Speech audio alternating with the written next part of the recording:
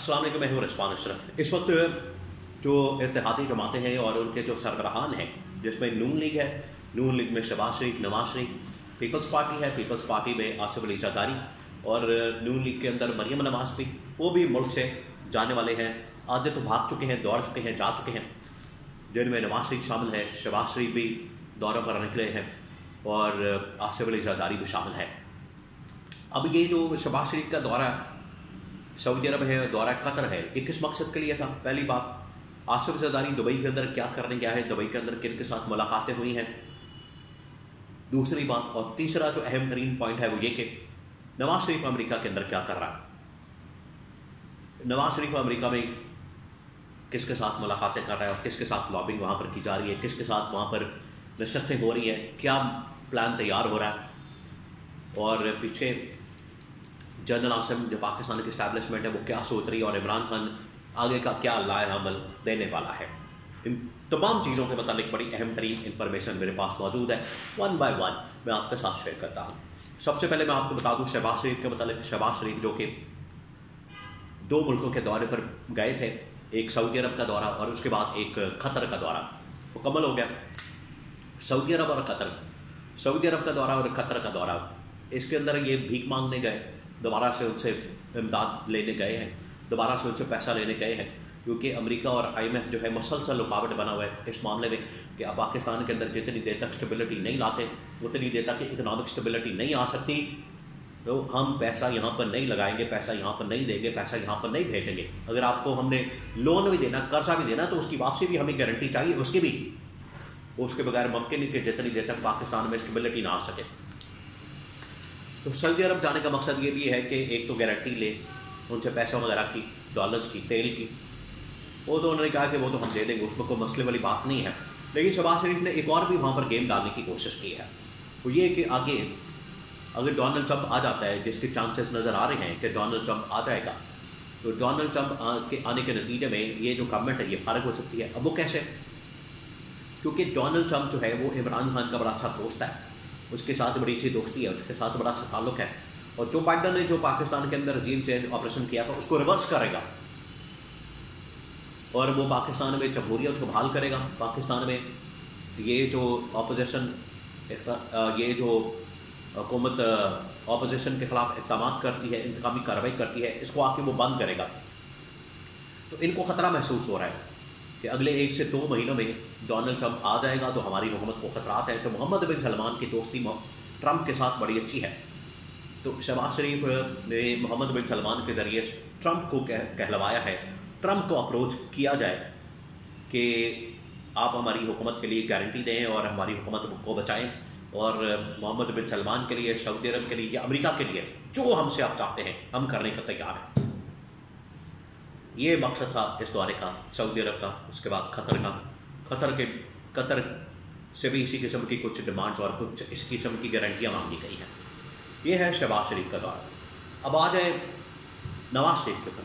नवाज शरीफ क्या है, अमेरिका में वहाँ पर लॉबिंग करने के लिए, वो यही इसी के साथ जुड़ा हुआ, क्योंकि इस महीने में इंतखाबात हो रहे हैं नवंबर में, और ये 1-2 हफ्ते के अंदर इंतखाबात हैं, हो सकता है 5-10 के दरमियान हो जाए। वहाँ जो इंतखाबात होने हैं उसके लिए वहाँ पर नवाज शरीफ को पता है, हुकूमत को पता है कि वहाँ पर डोनाल्ड ट्रंप आ रहा है, तो उसके लिए लॉबिंग करें, उसके लिए कोई ऐसा रास्ता बनाएं कि अगर डोनाल्ड ट्रंप आता है तो वो हुकूमत को आके ख़त्म ना करे। उसमें पंजाब गवर्नमेंट भी निकल जानी है, पंजाब गवर्नमेंट मरियम नवाज की, जो नवाज शरीफ की बेटी की गवर्नमेंट है, और उधर उसके भाई की गवर्नमेंट है नवाज शरीफ के वफाक के अंदर, वो भी फारग हो जानी है। तो नवाज शरीफ वहाँ पहुँचा हुआ। जब जरदारी ख़ानदान ने देखा है कि ये शरीफ ख़ानदान अपनी हुकूमत के बचाव के लिए, क्योंकि असल में तो गवर्नमेंट तो उनके हाथ में है, शरीफ ख़ानदान के हाथ में, आगे जरदारी जो है प्लान करके बैठा है कि 6 महीने बाद इस गवर्नमेंट को फारिग करके घर बेच के तो मैं बिलावल को वज़ीर आज़म बनाऊँ। जरदारी जो है वो अपने ट्रैक के ऊपर चल रहा है, जरदारी अपनी गेम में खेल रहा है। जरदारी पहुंचा है इस वक्त दुबई में, और दुबई में जो है वहाँ पर जाके अब जरदारी अहम तरीन मुलाकातें करेगा जो पाकिस्तान के अंदर नहीं हो सकती थी। जरदारी को पहले ही बता दिया गया था कि इस हुकूमत को मज़ीद चलाना बड़ा मुश्किल है, ये हुकूमत मज़ीद नहीं चल सकती। एक आईनी तरमीम का टास्क ही कहा था, इनको टास्क दिया था, वो भी ये पूरा नहीं कर सके। 6 महीने के अंदर महंगाई ख़त्म करना तो दूर की बात है, बेरोज़गारी ख़त्म करना तो दूर की बात है, एक कानून साजी का कहा था इनको, और 8 बंदे मौलाना के बनाने के लिए इनको कहा था, ये वो भी नहीं कर सके, उसमें भी ये बिल्कुल नाकाम हुए, 0 पर रहे। तो जरदारी को पहले ही बता दिया गया था। जरदारी वहाँ पर पहुँचा है, आसिफ जरदारी दुबई के अंदर, वहाँ पर बताया गया कि उसका कोई टखना निकल गया या उसका कोई गिट्टा निकल गया या वहाँ कोई चोट आ गई है, मोच आ गई है, क्या हुआ है। लेकिन हकीकत ये है कि जरदारी भी वहाँ पर मुलाकातों के लिए पहुँचा, वहाँ पर मीटिंग्स के लिए पहुँचा, ताकि ये जो शरीफ ख़ानदान अपनी गारंटियाँ ले रहा है हुकूमत के लिए, इक़्तिदार के लिए, और अपने इक़्तिदार को पक्का करने के लिए इतनी भाग दौड़ कर रहा है, तो जरदारी बीच में अपना 6 महीने साल बाद एक नया सेटअप लाना चाहता है और बिलावल को वज़ीर-ए-आज़म बनाना चाहता है। और पीछे इस्टेब्लिशमेंट जो है उसके ऊपर मुसलसल प्रेशर बिल्डअप हो रहा है। ये अपने चक्करों में पड़े हुए हैं, इनको अपनी गेम में पड़ी हुई है, अपने इक़्तिदार के लिए भाग दौड़ कर रहे हैं, अपनी हुकूमत के लिए भाग दौड़ कर रहे हैं। ये सारे अपने लिए, अपनी हुकूमत के लिए, अपने लूटमार के लिए, अपने NRO के लिए सारे भाग दौड़ कर रहे हैं। उधर इस्टेब्लिशमेंट को फिक्र है पाकिस्तान की, पाकिस्तान में इदारों के साथ क्या हो रहा है। इदारों को औने पौने दामों बेचा जा रहा है, 10-10 अरब रुपए इसकी कीमत लग रही है इतने बड़े बड़े इदारों की। PIA जैसा बड़ा इदारा जो आज से तकरीबन कोई 2 साल पहले इमरान खान के दौर में 200 अरब 300 अरब रुपए प्रॉफिट दे रहा था, वो आज $1 भी उसकी कीमत लगाने को तैयार नहीं। और जिसने कीमत लगाई है 10 अरब रुपए, वो कह रहा है कि ये $1 भी इसकी कीमत नहीं है, $1 भी, वो 10 अरब रुपए लगा रहा है। तो ये गनीमत समझे, ये है PIA का हाल। इस्टेब्लिशमेंट को बड़ी फिक्र है इस बात की कि बाहर से इन्वेस्टमेंट भी नहीं आई और यहाँ से लोकल इन्वेस्टमेंट भी नहीं आ रही, वो आने को तैयार नहीं। तो ये हाल है इनका, ये इनकी हालत है, ये टोटल इनकी औकात है।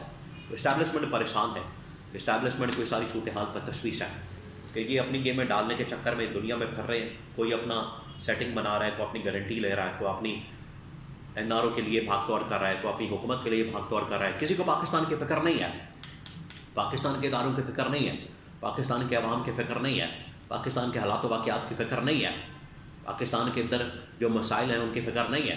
तो इस्टेब्लिशमेंट को इनकी फ़िक्र है।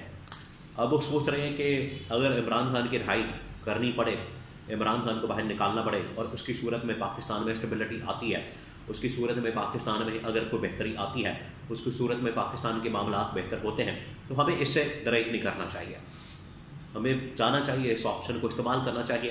क्योंकि इमरान खान अब तहरीक चलाने के लिए बाकायदा फ़ैसला कर चुका है। पार्टी को सिर्फ गाइडलाइन देनी है, बताना है कि आगे तहरीक कैसे चलानी है, मामला आगे चल पड़ते हैं। तो ये इमरान खान की स्ट्रैटेजी है, ये इस्टेब्लिशमेंट की स्ट्रैटेजी। और इनकी हालत आप देख लें कि ये मुख्तलिफ मुल्कों के दौरे करके वहाँ पर क्या अपनी गेमें चला रहे हैं, अपनी वहाँ पर सेटिंग कर रहे हैं, जिसका पाकिस्तान से कोई ताल्लुक वास्ता नहीं, पाकिस्तान का कोई फ़ायदा मफाद उसके साथ नहीं जुड़ा हुआ। लेकिन इमरान खान अब पाकिस्तान में सही मायने में जमहूरियत की बहाली के लिए तहरीक चलाने का फैसला कर चुका है। उसका ऐलान बहुत जल्द मुतवक्के है।